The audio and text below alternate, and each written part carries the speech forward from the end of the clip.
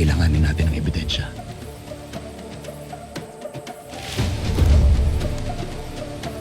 Makakakuha ka. Kapag ano?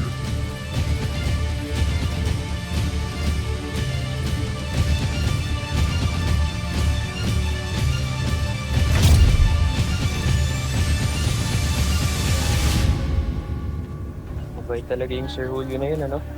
Di mabait yun, huwag kang papaloko. Papanggap lang. Nagpapanggap? Oo, papanggap.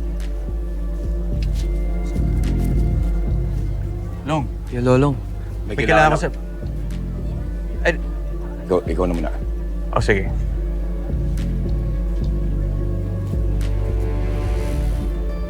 Long, kailangan mong malaman ang tunay na ugali ng sponsor niya nila Elsie sa Bayani Guro, nung awarding.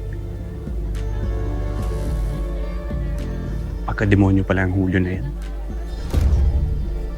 Yun din sana yung sasabihin ko sa'yo eh. Alam ko na lahat, Bok. At kailangan natin itong patunayan.